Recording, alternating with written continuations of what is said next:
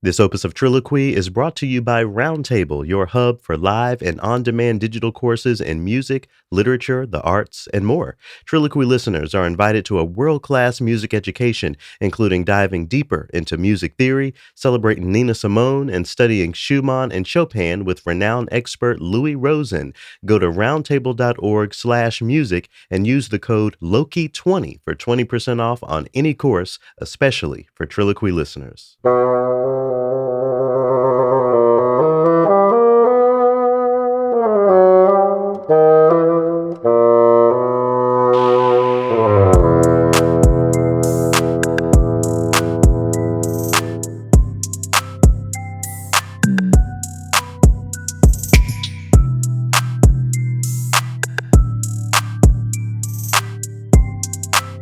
I'm Loki Karuna, and this is Triloquy. And thanks so much for tuning in. Shout out to the returning listeners. Couldn't do this show without you and your very generous support. And shout out to the new listeners. Triloquy is a podcast that's built to decolonize the traditional Western notion of classical music. Each week, I unpack a topic or news story from the field toward that goal of expanding dialogues around so-called classical music. I share a recent conversation with folks from the arts who are decolonizing in their own ways, and I offer a weekly Triloquy where I throw a bit of my own life and experience into the mix. For more information about Triloquy, to catch past opuses, and to donate, go over to TRILLOQUY.org. I am extremely excited to introduce to y'all the one and only Althea Waites today.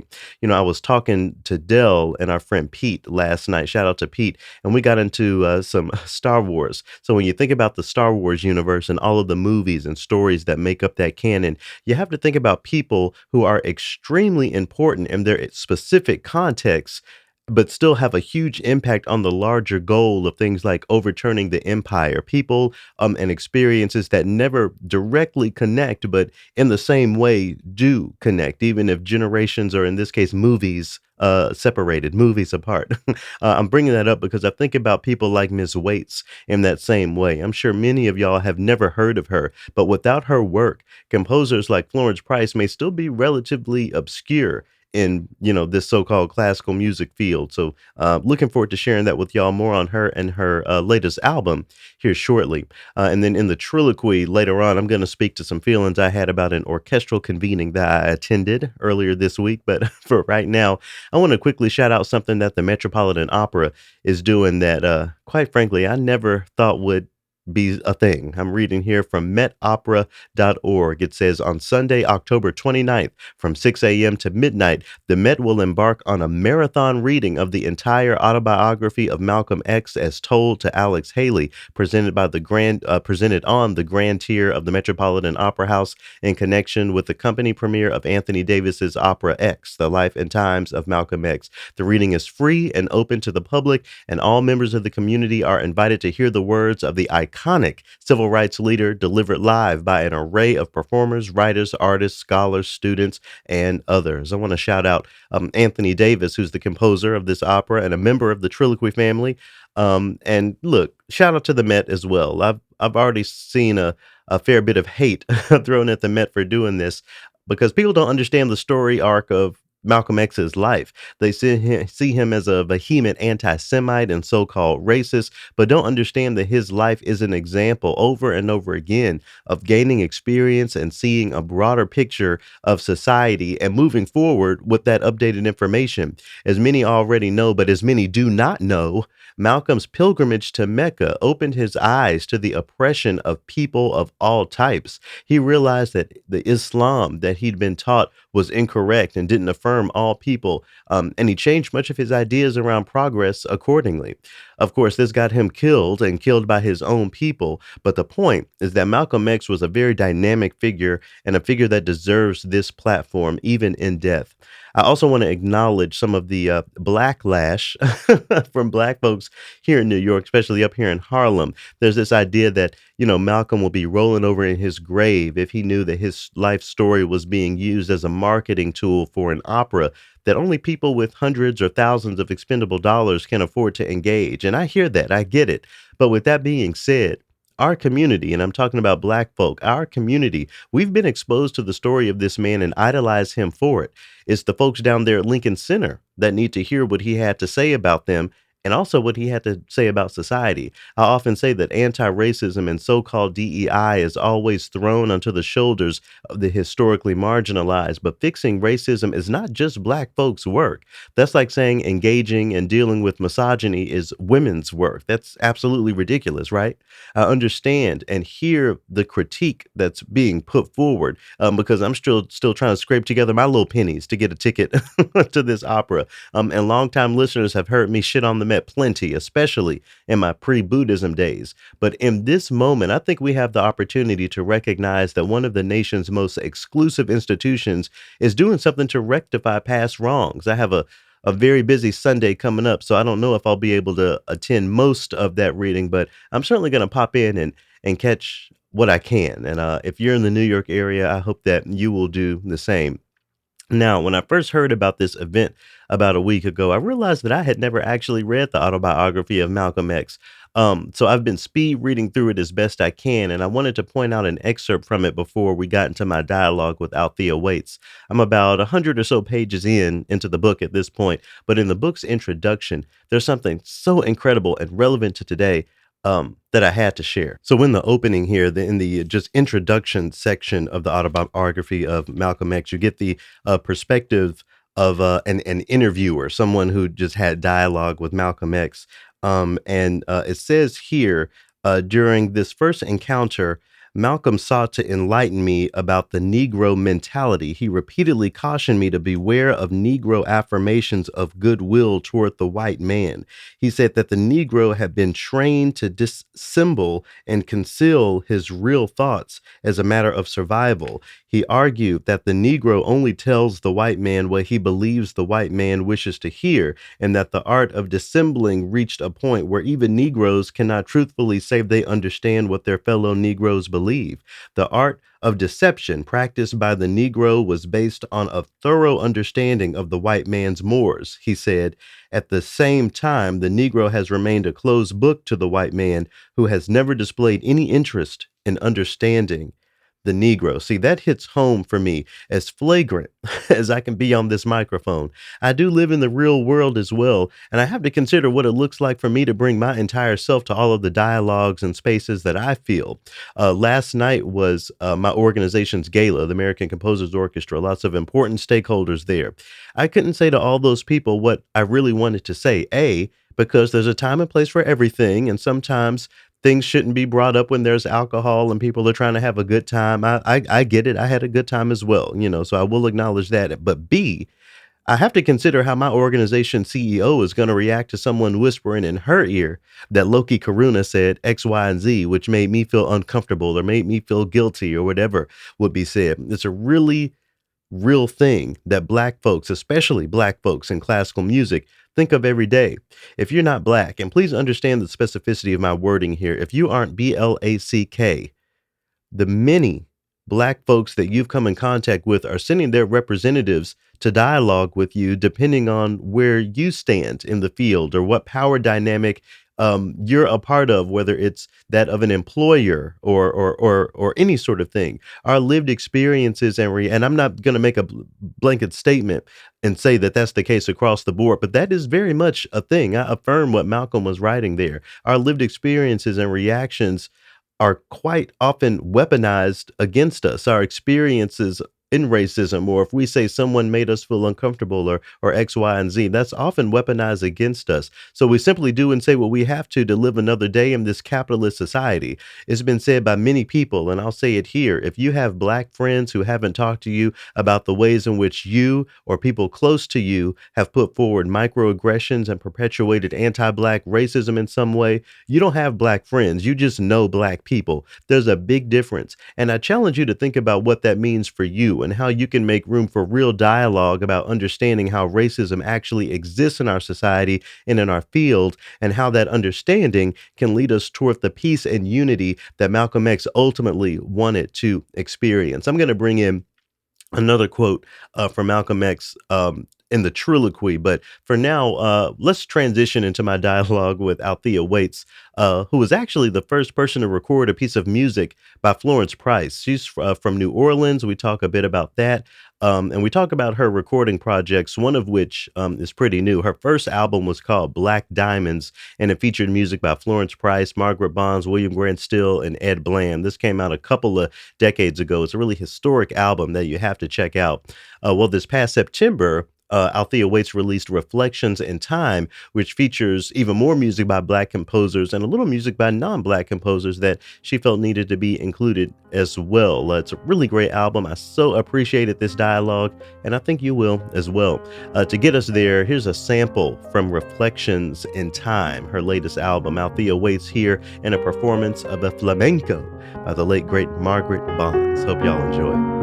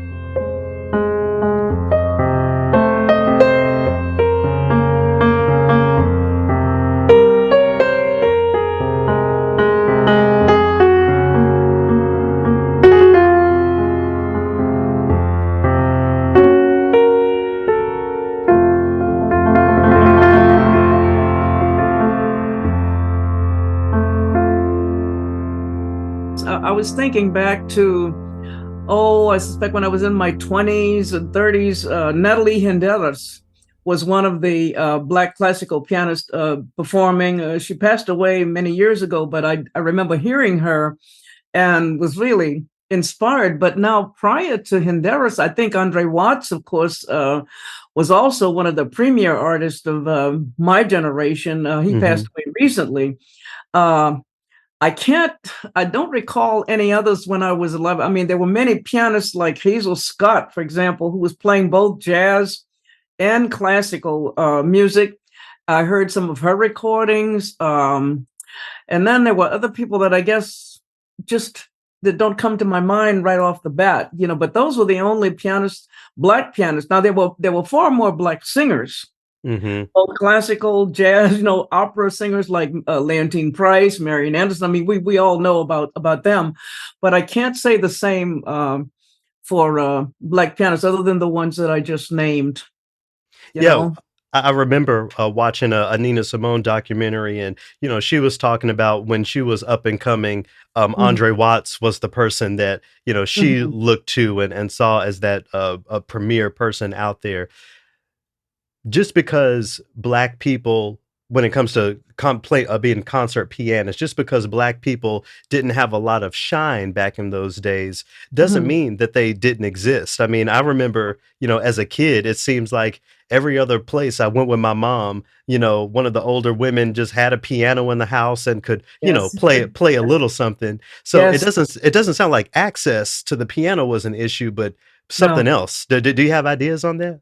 It may very well have been due to racism and the fact that a lot of people. Well, I'm thinking now of white people, both in my community and beyond, only thought about Black musicians playing jazz and blues and gospel music and music of the church, but then the rest of it was just not something that they considered. They're not doing that kind of music, so to speak. And I would probably have said the same thing with regard to opera. I mean, Marian Anderson and Roland Hayes, great artists that broke the barriers and they performed and they did all of that. But in terms of the other stuff, I mean, there was that big cultural divide, and it really had to do with racism and of course, the stereotypical notions that a lot of people have even today about Black art. If you play jazz, I mean, I even get that. And they say, well, you're a classical pianist. Do you play jazz? Yeah, I do. I'm not. I'm not saying that it's it's not a legitimate art form. Of course it is. My goodness, it's America's classical music. Yeah. So, but they ask that because they want to connect me to that by saying, well, you can play Beethoven and you can play Mozart, blah blah blah. But can you do that too? Hmm. And of Hmm. course I say yes. But it's a stereotypical comment. Yeah, you know And what I mean. you just very matter of factly named jazz as America's classical music, but we are still fighting that battle to have Oh anything that yes, sounds marginally like jazz included yes. in classical. I wonder if you could speak more to your perspective on that, jazz as classical in our context. Well, a lot of composers, and I have to get into white composers and European composers as well as black composers. They have always incorporated all those elements. I was thinking the first person that comes to my mind is George Gershwin. Hmm. Whatever one wants to say about the Gershwin, I'm not saying they were great. All I'm saying is that that opera that has been played and performed to death, Porgy and Bess. There's a lot of things that I like about it, a lot of things that I don't like about it, but that's beside the point. He used all of those elements. Debussy and Ravel, French composers of the early 20th century, also incorporated ragtime and all of those elements of that were already in the universe. I mean, Hmm. going all the way back to Joplin and James Reese Europe, uh, who were all they were performing and doing that music, and so everybody caught it. And certainly the European guys, I mentioned Debussy and Ravel, and there were others as well. They caught it, and certainly they incorporated it into it. And Stravinsky. Hmm. Another, Yep. Stravinsky and Bartok. I mean, Stravinsky used ragtime elements in a lot of his pieces, and so it wasn't so much that they didn't care about it, but they were influenced, I think, and affected immensely by what was going on in the United States and abroad. And then there were jazz musicians who were going to Europe. I was thinking about Sidney Bechet, Hmm. very fine clarinetist, Lester Young. They were going to Europe and they were performing. Josephine Baker, who was a wonderful artist, dancer, singer. I mean, performing in Paris and doing all of that music and incorporating those forms into what she did in the shows and things like that. So it was always a part of it. And I think when I mentioned the fact that jazz is America's classical music, I mean, black musicians created it, Yeah. and it became a part of what we consider as okay, classical, quote unquote, whatever that is, but now those two forms are emerged. And I dare say you'll hear a symphony, for example, like a Shostakovich symphony that doesn't sound, in some cases, like something that was lifted from a book about jazz. All of the Hmm. composers were of that generation were influenced by that. Yeah. Also thinking about Darius Milhaud and the creation of Yes, the world, that piece, yes, exactly. Yeah, they were all, and so they caught it, and I think that really kind of gets us around this issue that it's not important or that it's not significant. Of course it is. And so when people say, well, do you play? Well, of course I do. I mean, I've done shows. In fact, I earned my living many, many years ago just playing jazz in the clubs on the East Coast. And I did it because I had a full-time job, which really didn't pay enough to keep, keep me going. And so on weekends, I would go with two guys, a bassist and a drummer. And we used to do shows in the ski resorts in Vermont. And it was just a very important way to earn a living. I had to do something. And Yeah. then, and of course, I was also doing things in the churches. I had church jobs from time to time, playing both straight ahead hymns and gospel music, Yeah. depending on what the denomination required. So it's not unlike what I've done, as I said, all my life. So I have the highest respect and the admiration for anybody who does it. And of course, but to say that jazz should not be uh what a part of our culture or that it's irrelevant. I mean, that's absolutely not acceptable. It's out Yeah. there. So far in our conversation, there are so many names you've mentioned. I want to lift up folks like James Reese Europe, and you mentioned Roland Hayes. There are Yes. people these days with doctorates who have never heard these Mhm. names. Is your familiarity with these people the result of being, to at least some degree, their contemporaries or a specific type of study? How do you know these names that so many others don't? I think it's about reading about it and just gathering as much information as I could. I mean, when I was in college, I went to Xavier University in New Orleans, and one of my teachers was really my mentor, Sister Mary Elise, and she coached a lot of students at the undergraduate level who then went on to perform and to do opera and to have some really very, very important careers in the concert world. And so I learned about Roland Hayes from just going to the library and finding a book on Black American music or finding his name in a dictionary. I thought, wow, there's a singer that I should know something about. And of course, my husband also gave me some feedback about that. You know, if you dig around, you can find these names and learn something about their contributions. But like I said, there are people today who don't bother to do that, Mhm. and as a result, they don't know. And it's not that the information is not available. There's much more information available now. You know, even if you don't have a book in front of you, you can still go to the library, or you can go online and Google a name, and bam, certain things will pop up. That's one of the things that's of course amazing about the technology. We didn't have all of that when I was in Yeah. college. There was no internet. You know, we Mhm. didn't have cell phones. I mean, there were little walkie-talkies that you could walk around and use. But again, you physically had to go to the library and get a book and read. I would like to see a lot of that kind of thing return, because a lot of kids just feel like, well, I don't need to go to the library. I can just go online. I said, but sometimes you need to just pick up the book Yep. and read about it and use your technology, but use the book as well Yep. to Yep. find things out. And you didn't just go to college in New Orleans, you're from New Orleans, I understand. Yeah, I I grew up there. I wonder, how having New Orleans just as the backdrop of your adolescence in general informed your musical career or your early years as a musician. Well, the one thing that was really wonderful, I think so much has to do with the environment that you're brought up in, as you're pointing out. I mean, New Orleans was always a great city for music of all kinds. Everything from jazz to ragtime to opera, dance. I mean, it was all there. But I grew up in a musical family. Mm, And that really, of course, I mean, if you're surrounded by music a lot, most of the time, then you can't help but be affected by that. My mother was a church soloist. I had a great aunt who played the piano. I had another aunt on my father's side who was a cellist. And then my father had uncles who played in a lot of the brass bands in New Orleans. And so we were just saturated with music all the time. And we didn't have a television, you know, in our home when I was growing up, but we used to listen to music on the radio. mhm. And you know, we didn't have that. So that was one thing that, of course, was always a part of my life. I had a music teacher who came to our home on Saturday morning, and I had a lesson. From the time I was 6, I had piano lessons. And then at 1 o'clock, my mom would turn on the radio and say, "Oh, Althea, now it's time for the Metropolitan Opera." Mm. And so, you know, there, oh, what opera are they doing today? You know, and she would tell me.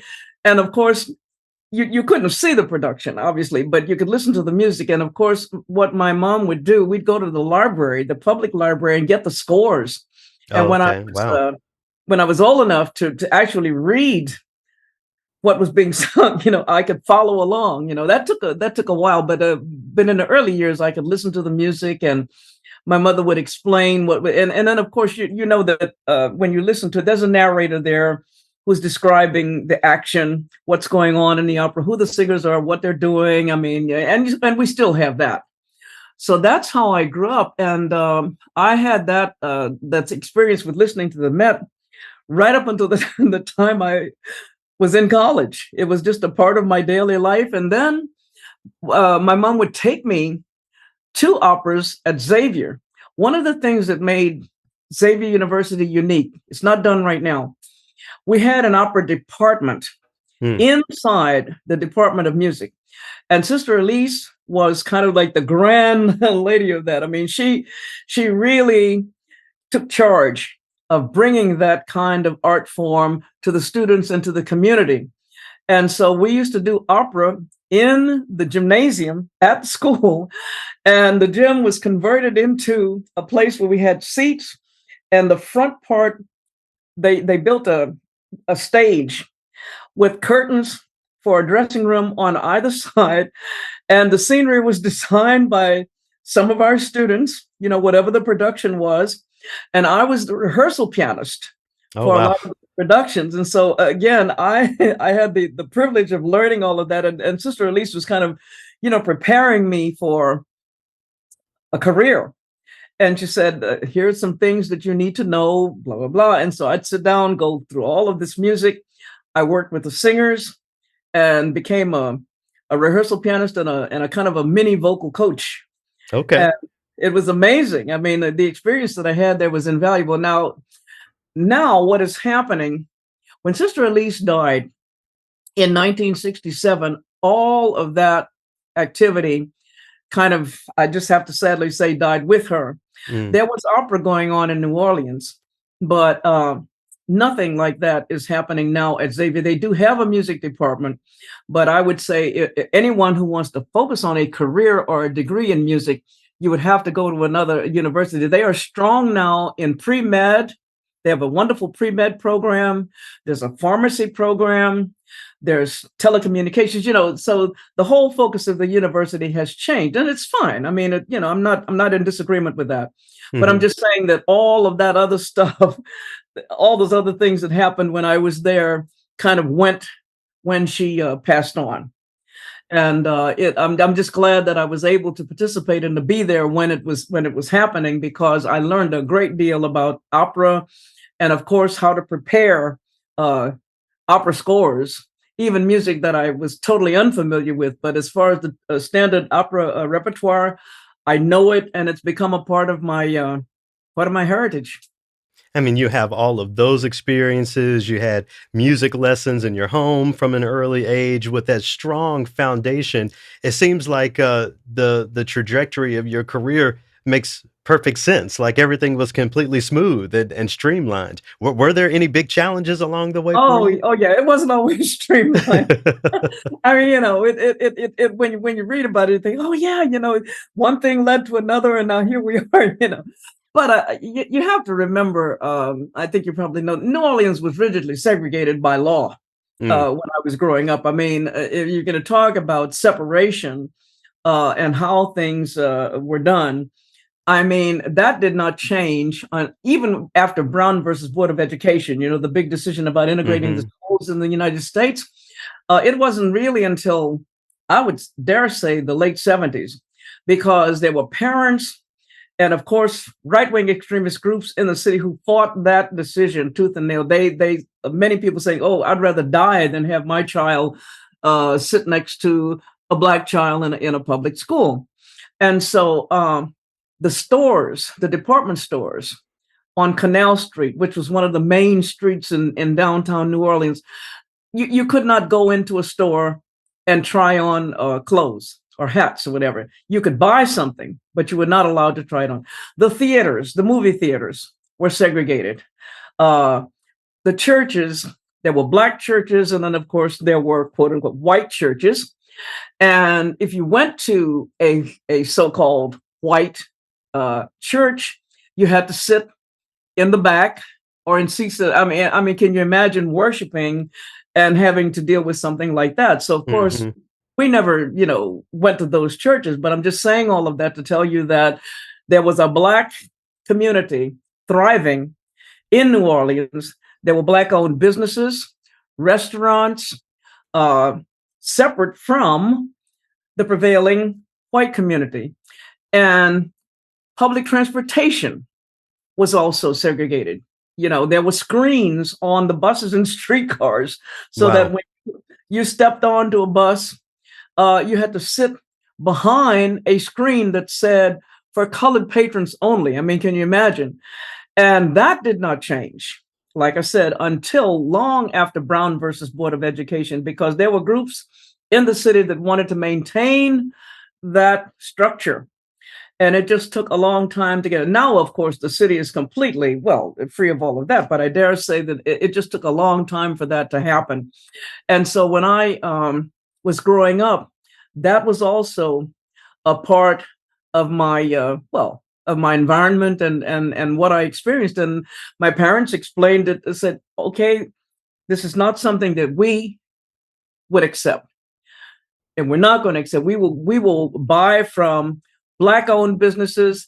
My mother was a professional seamstress, and she used to design costumes, and she made a lot of my recital dresses, things like that. Because she said we don't have to go to stores where we can't try on clothes. I mean, Yeah. we had that kind of, hey, pride. We don't have to accept being told that we are no good or not good enough, and on and on and on. I mean, but that was a very, very major part of the history of the city, uh, in addition to everything else that was going on. And like I said, it's changed, but not it took a long time for that to happen. You describe these flourishing Black businesses. I mean, the fact that you had Yes. elders as a child who were Mhm, already deeply ingrained in music. So many mhm, people, I won't say so many people, some people argue that integration to a degree destroyed some of that, mhm. the community that so many Black people have built. I wonder if you have thoughts about that. I would say that it didn't make it. It actually made it stronger. I have to say that the effect that classical music had on me. I mean, for the time that I started having lessons in my home, and also being familiar with and all of the elements of jazz. I mean, I didn't actually start playing uh, as a jazz elements or as a pianist until much later. When I was in college. But I don't feel that it diluted what I had already learned and experienced. As a matter of fact, I think it was just the opposite. I think it made everything stronger because now you probably know that a lot of what we considered as quote straight ahead jazz has now been infused into the classical disciplines, and it's fine. I think it's the greatest thing that could have happened. you know, Hmm. and I'm welcoming that. I don't think that there's anything that people would say, well, it's not worthwhile or we don't need it and da da da blah blah. I don't think that there's that kind of division. Although racism, of course, I mean, obviously, look, I'm not saying that that's over. Right. That is still, unfortunately and tragically, very much with us. I mean, you've got these forces that are still trying to prevent all of the cultural shift that we need to make things better. They want to take us back to the 40s and 50s, and I'm saying, God, I don't want to go back to that. But there are people who could care less about moving forward, as you know, Yeah. in your own work. And along with, the progress that's been made have been names like Florence Price and William Grant Still, Margaret Bonds being more Mm, familiar to more mhm. people, dare I say mainstream these days. But of course, that wasn't always the case. I wonder what it's like for you to see the legacies of these composers come to the front, considering the fact that I'm sure you lived through many years where people had never heard of Florence Price. Yes. And still, yeah. The other problem, I won't say the other, but what we need to also emphasize is that all of those composers you mentioned, Still and Florence Price, they all experienced racism. They did. I mean, Price was the first composer to have a symphony performed by a major orchestra. Margaret Bonds went to Northwestern, and guess what? She couldn't even study in the main library. They shoved her. They put her down into the basement, and Mm. she used to go to the city library in Evanston to study. I mean, and she graduated with degrees in piano and composition. But look what she went through. Northwestern, well, now, yeah, it's different. But when I bring that up, I'm saying, look, it was not always this premier university that welcomed everybody. And the same thing is true of William Grant Still. He tried to get operas performed at the Met. He was turned down. So there were companies, small opera companies throughout the United States where some of his work was being performed. But all I'm saying is that it took the Met 125 years to get Terence Blanchard's work, Fire Shut Up in My Bones, Hmm. as the opening work of the season. But look how long it took. Right. And there were Black singers, of course, performing. I mentioned Leontine Price, and there's Robert McFerrin, Grace Bumber, any number of. But to have an opera written by a Black composer on the roster for the season, that never happened. Well, now they're finally.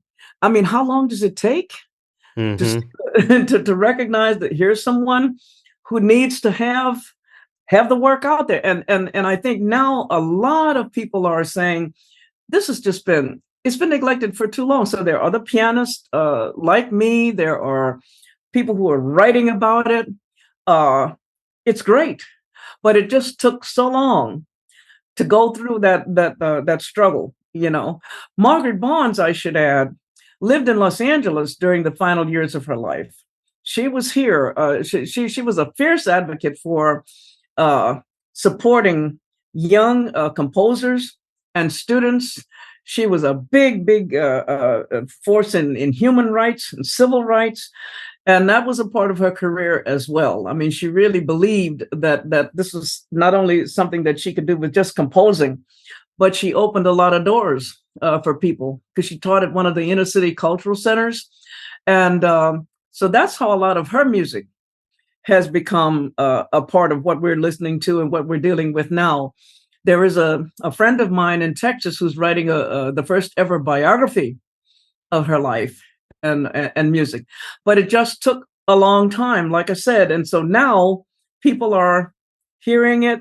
Her music is being performed, but it just took an awfully long time.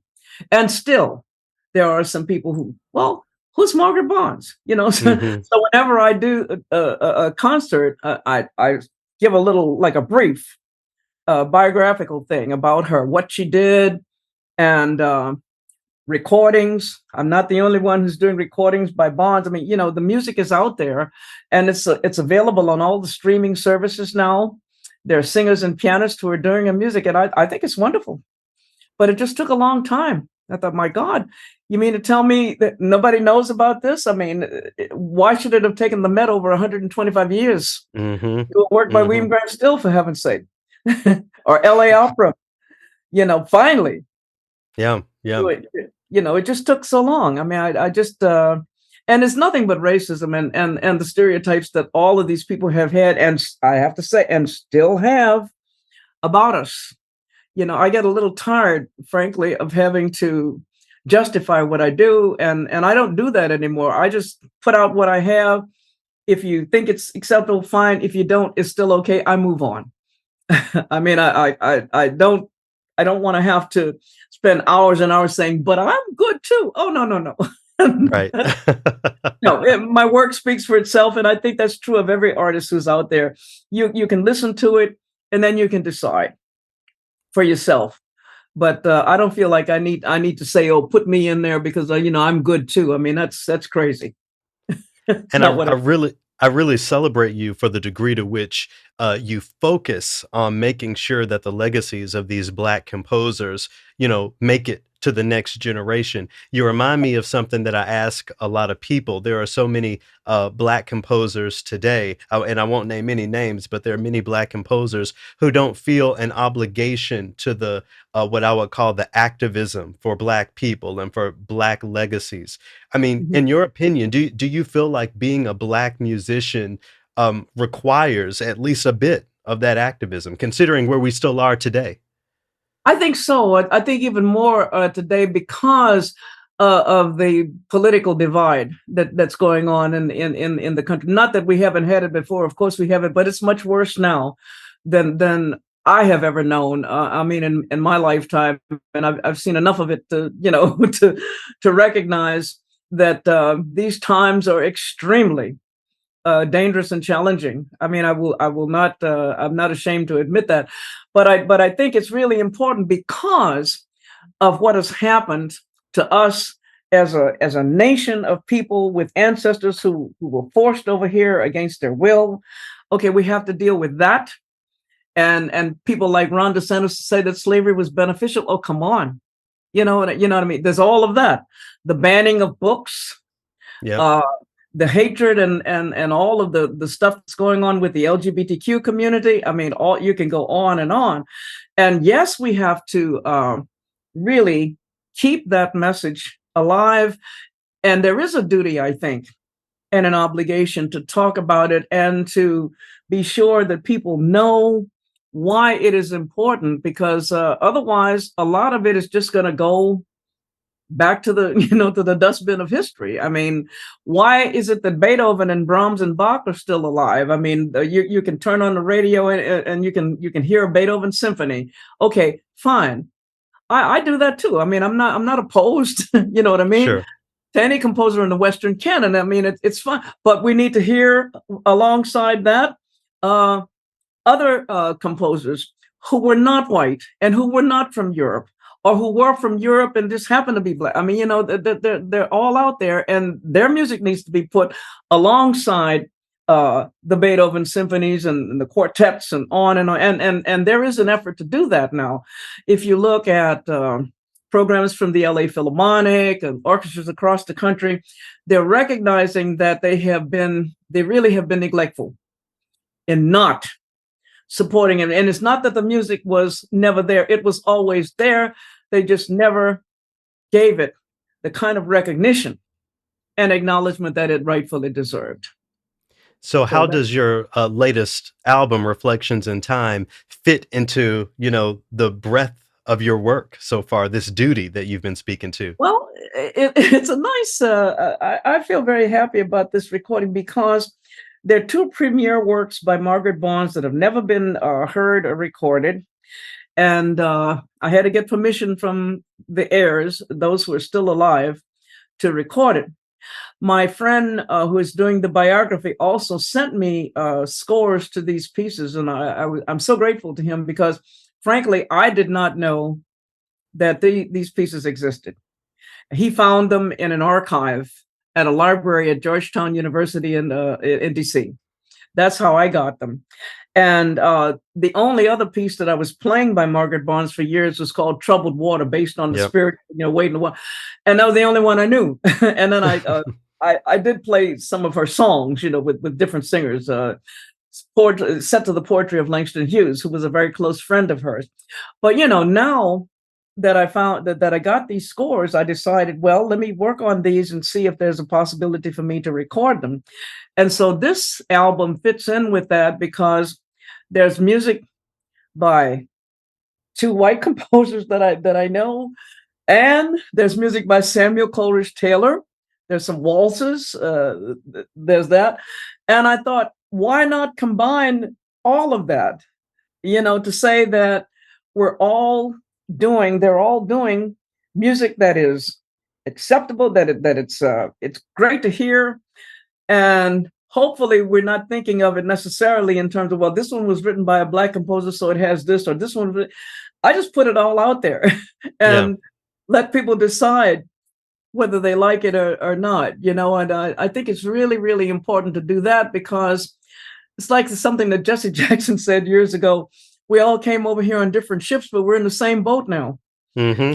and it sounds it's kind of like he was saying, okay, it doesn't mean we all have to, lock hands, but what he's saying is that we got to learn how to work together, regardless of color, sexual orientation, gender. I mean, we have got to learn, and I don't see a lot of that. I see it in some little small places, their aspect, but there is that far right extreme thing that's happening in our culture that has really got people who are not sharp and who are not thinking, wow, this person's going to save us. We'll get out there and, well, I don't have to name names, but that's happening a lot. And no one is going to say, all you've got to do, look back at what happened in Germany when Hitler came to power. And there were people there who knew that what he was doing was dangerous. But they went along because they were afraid of what might happen to them. And so a lot of the so-called good Germans did not speak up. Some did, some didn't. But look what happened. And now we've got, I'm going to bring it up. Now we've got all these these far right extremists. We've got issues with guns and gun violence, all of that. People are speaking out. They know how to, but it's going to take more than people just talking. There's got to be some action about what we can do to change the cultural landscape. I may not see it in my lifetime, but I'm telling you, I really do worry about some of the stuff that I have been hearing and reading about. It's really a very, very perilous kind of time, and I think that people need to go beyond just the headlines and what's in the news and think about what can I do or what can we do to make a difference and to change it. Because it's going to have to come from enough people saying, we're not going to take this. And that eventually happened in Europe, which is why, but there are other people who are following in that man's footsteps. Mm-hmm. They want to bring it back. And, or they're saying that the lives of certain people don't matter. Oh my God. I mean, and that is a frightening thing. So my music fits in with that because all I'm trying to do is say, here is something that needs to be heard. And as musicians, we're so used to saying things like, oh, the power of music, or music can bring people together. But considering how dire things seem to be sometimes, can Yes. music actually be that thing? Do you believe that music can help us begin to solve some of these problems? Well, some, but I'm realistic enough to know that it cannot solve every problem. I do think that there is a commonality, in terms of how people can listen to something and say, wow, that was so beautiful. And they'll carry the memory of that experience with them when they leave the hall or when they leave the space. Music plays a very big role in that. Mm-hmm. But I'm not naive enough to think that it can save all of us from some of these disastrous things that are happening now. It can be one component, but only one.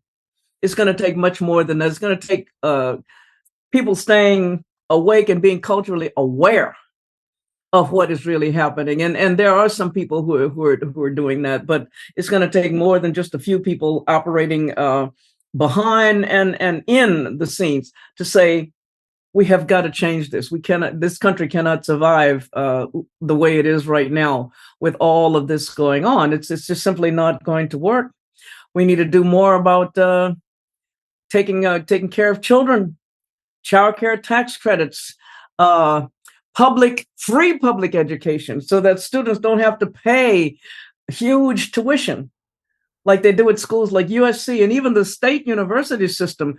Education used to be free before Reagan took over as governor and president, because he said, oh, we don't need that. So here we are. Why can't we do what people do, what's happening in some places in Europe? You can go to the Muttertheim in Salzburg and you can study there for free if you're an American. You don't have to pay. Mm-hmm. University in Finland. You go to Finland. You want to do something for a year. Maybe you want to work toward a degree. You don't pay. I mean, my goodness, you can use the library facilities. I'm saying, what the heck is wrong with having free public education? The state, I'm talking now about they don't want to fund it. And that's the difference between what happens in a lot of countries in Europe and what happens here. The state should be responsible for free public education so that parents, guardians don't have to go through, how much money do I need to send Jane to school or John to school? It's not right. But we're living, we're really not there. And that concerns me greatly, because I want to see a big change with all of that. I really do. Affordable housing. Mm-hmm. Oh my God. You can go on about that. I saw very few homeless people when I traveled. I was in South Africa in 2017. I did not see any homeless people on the street. I saw people selling things, but I don't now here. I have to go back and think. Every time I drive downtown Long Beach, there are tents all around the public library, and I'm saying, my God, We should not have this. What is causing the and these are people, we're not just talking about housing, but we need to provide mental health services for many of these people. Once they're in a home or in a stable situation, there's more to be done, and we need to be dealing with that. I don't see enough of that. So going Yeah. back to what you were saying, about music, yes, some of it we can do some things, but it's not going to save us. Yep, yep. You mentioned USC. I got my master's from USC, so I know firsthand how expensive it is. I'll be knowing Yeah. for many years to come as I'm working to pay it off. Well, yeah, and you shouldn't have to do. See, it's too expensive. I have students who went to USC, I mean, hundreds of thousands of dollars in debt. Oh my Yep. goodness! And how are you gonna be able to work and pay what, several $100s a month to pay off the loan? Those debts should be canceled, or the university should say, instead of paying administrators and trustees top dollar, can we come down and make it much more affordable for students to come to this institution so that they don't have to be saddled with debt when they graduate? See, that's the whole idea. Free education. And even if you have to pay, it should not be so astronomical that you're stuck with all of that after you get your degree, and then you're saddled with all this debt. It's crazy. And see, this is what Biden is trying to do. But the Republicans are saying, "Oh no, we can't have that." I mean, he tried, but really, all of that debt should be canceled. I agree with you. I agree with you. You mentioned, I want to touch on some of your international travels and Mm, international performances. It's one mhm. thing to have these conversations about classical music, race within our American context. What do these conversations from your experience look like elsewhere? Well, in all of the traveling that I've done, I was accepted and welcomed. Over many many years, I never felt that wherever I went, that I was not welcomed as someone who could make a valuable or an important contribution, whatever I played, or whatever I lectured on, or whatever. And that was one of the nice things about it. I never ran into any racist. How should we say? Well, she's black, so she can't be as good as Hmm. this other person. Blah blah blah. I never had that. And even in places where it I might have expected. I was thinking again about Africa, South Africa, because apartheid is no longer. That system was eliminated a long time ago. But all I'm saying is that I never had a racist incident or experience in all of the traveling that I've done. I was always welcomed and respected for whatever I had to offer, and that has been one of the focal points of traveling. You get to see the world in a very very different way, and it broadens your perspective, so that when you do come back to the United States, you think, my goodness, we need to maybe think about incorporating some of these ideas, like I was just talking about with free public education. Maybe not every country, but you know what I mean. Yep. Having a whole different outlook on how things are done. So I am very grateful to have been fortunate enough to do that. I have one more question I want to ask you, but before I do that, how can people listening learn more about you and purchase this newest album of yours? Oh, okay. Well, it's on my website, and it's on all of the streaming sites like Spotify, YouTube, Apple Music. They can listen to the music, but if they want to order CDs, they can just go to my website, or they can use my email and give me their information, and I'll send it on out. I Wonderful, have wonderful. I have a nominal fee. It's not very expensive. $15 if you're doing, or certainly under $20. I mean, you're not going to have to walk out and pull out a fortune, to buy a record. So those are the two ways that it can be done: ordering directly from me, or going to those streaming services and just listening to the music. It's all my son-in-law uh, put everything out there. He produced the album. Oh, it's great to have family on your side. Oh yeah, Terry, you would love Terry. He's amazing. He really has.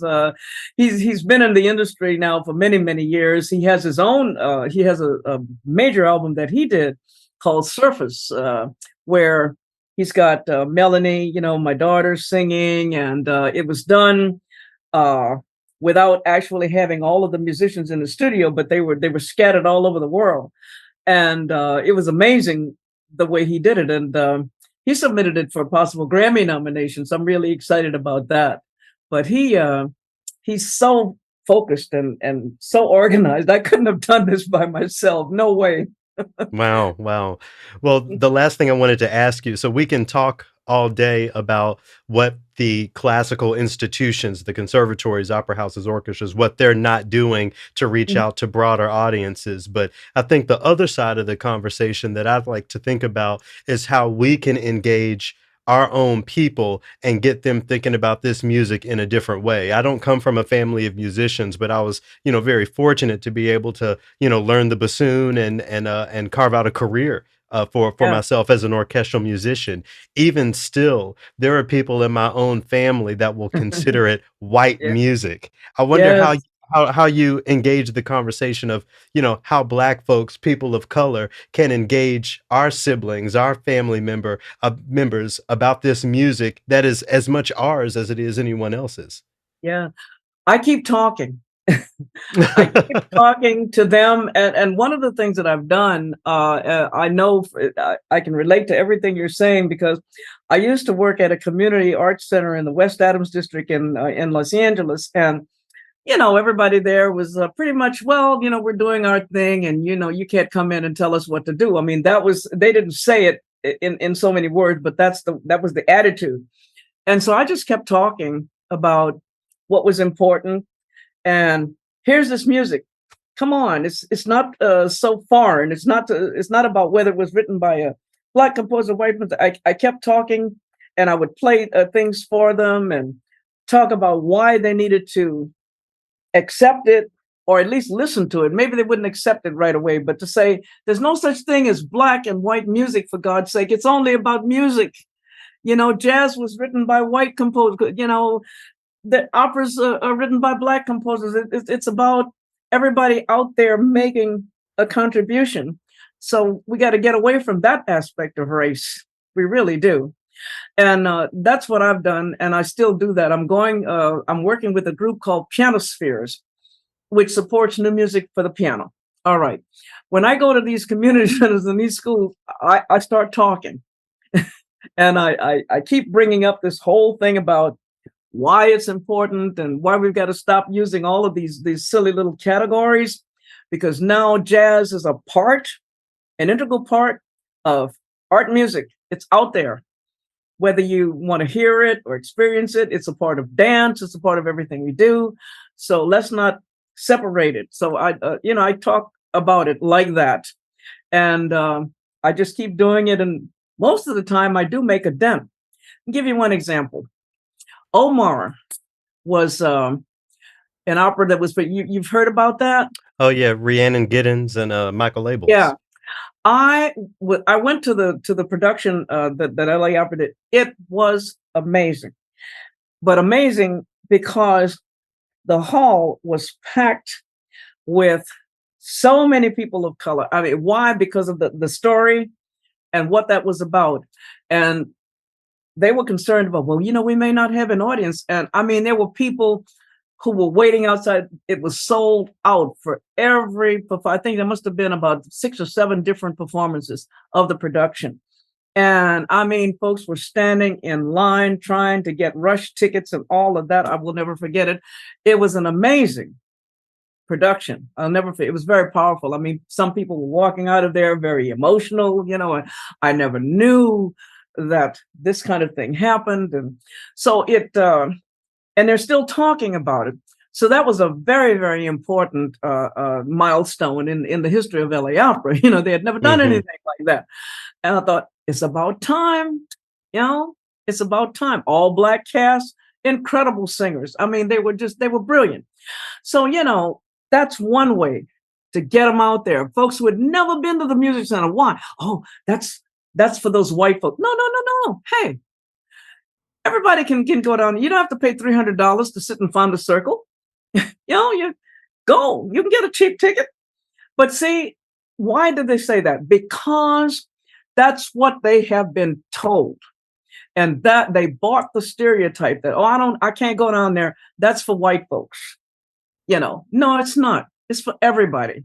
And so the Philharmonic and they really are now trying to change the model. And they're going to do more productions like that. They're doing William Grant Still's opera this season, Highway 1 USA. I mean, it took a long time, like I said, for them to do that, but they are doing more, and they're bringing in Black composers. The other thing that needs to happen is that the orchestra, they need to hold auditions where they can encourage young, talented Black orchestra players to go in and audition. I mean, they really have no excuse by saying they can't find anybody. That's BS. There are people out there like you, I mean, who can come in and do that. They haven't done enough. And it's not just the Philharmonic, it's white orchestras all over the country. There was a big article in the New York Times about that. They're not doing enough, and they can't say that they can't find anybody, who's good enough. We have people right out there who are much younger, in their 20s and 30s, who are totally capable and who can play the orchestral repertoire. So same thing you were mentioning about how can we change it. I keep talking and I keep encouraging my colleagues, spread the word, keep talking. It's not just about a place where only white folks can go. You got to get over that. And in doing that, I expect that I'm changing in some small way what people have thought about all of that.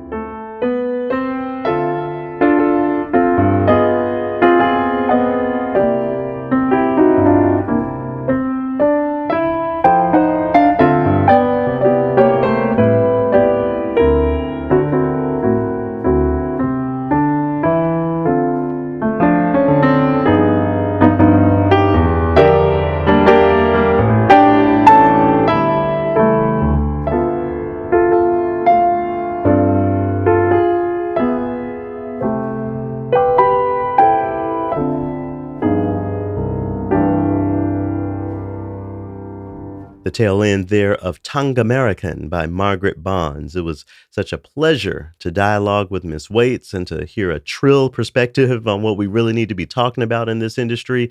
I'm incredibly grateful, so grateful. Shout out to Miss Waites, and also shout out to her daughter for helping facilitate the interview. Okay, let me get into this triloquy so that y'all can go about with your day. I want to share another excerpt that I found intriguing from the autobiography of Malcolm X to sort of frame this. So at this point in the story, Malcolm X is dealing with a white family that has so-called saved him from, the poverty of, where he grew up, and, taking him away from his mother, split up the family, X, Y, and Z. So at the same time that these people are, feeding him, giving him work, just really supporting him in a way that most people would see as positive, and to many degrees, was positive. He's pointing out how they don't actually see him as a human being at the same time, in the way that they, spout out the N word here and there, and, speak anti-black things with him in the room, with him in earshot, not thinking that he would actually understand or even care what they were saying because of, the degree to which they were taking care of him and all that. Anyway, let me read here. It says, this is the voice of Malcolm X. What I'm trying to say is that it just never dawned upon them that I could understand that I wasn't a pet, but a human being. They didn't give me credit for having the same sensitivity, intellect, and understanding that they would have been ready and willing to recognize in a white boy in my position. But it has historically been the case with white people in their regard for black people that even though we might be with them, we weren't considered of them. Even though they appeared to have opened the door, it was still closed. Thus, they never did really see me. This is the sort of kindly condescension which I try to clarify today to these integration-hungry Negroes about their, quote, liberal white friends, these so-called, quote, good white people, most of them anyway. I don't care how nice one is to you. The thing you must always remember is that almost never does he really see you as he sees himself, as he sees his own kind. He may stand with you through thin, but not thick. When the chips are down, you'll find that as fixed in him as his bone structure is his sometimes subconscious conviction that he's better than anybody black. Now, as I said in the opening to this opus, Malcolm X had a huge story arc of his life, and went did his pilgrimage to Mecca, and saw a more together we prosper approach. But with that being said, I think there's something really powerful in what he has shared there. I'm bringing that quote because earlier this week I was part of a convening of orchestra leaders to discuss ways to make measurable action and change when it comes to the diversity of orchestra musicians across the industry. Now, in the spirit of Bodhisattva, never disparaging, I won't say any names in particular, but at this convening, you had people with a very searchable and very documentable history of oppressing Black people coming to the front and talking about how DEI is a part of everything they do. In addition to this, you had orchestra leaders without any real power talking about how excited they are to have these dialogues, but unready to make the radical moves that can be done to get more Black folks on stage. I'm going to keep this short and sweet to highlight how simple of an issue this is, at least the way I see it. In the same way that Malcolm talked about not being considered smart enough or sensitive enough to understand what was going on around him at that time in his life, I feel the same way when I hear the talk next to these outcomes and these sort of orchestral convenings. Don't piss on my head and tell me it's raining. If you allege that DEI is part of everything you do, and I go over to your website and see the same programming that's been utilized for over a generation, you're calling me stupid. When you have the opportunity to give tenure to one of the nation's best musicians who happens to be Black, and you don't do that, don't expect people like me to isolate that from your allegations of having big goals for musician diversity. Look at the material. As Tiffany Pollard once said, there isn't a single league affiliated orchestra in the country right now with diversity that's reflective of a push toward anti-racism. If there is an orchestra that does have a semblance of diversity, it's one, two Black people, maybe three or four musicians among the entire orchestra. And similar things can be said about programming. We are not dumb. We see what you're doing. And when you dismiss folks like me who call these things out, you're doing exactly what Malcolm X was speaking to in the early parts of his life, being called a nigger, even if not in so many words, and being expected not to understand it or take it personally. Let's decolonize this thing called classical music by any means necessary, okay? Peace and light, happy agitating, and I'll talk to y'all again next week. Thanks for tuning in.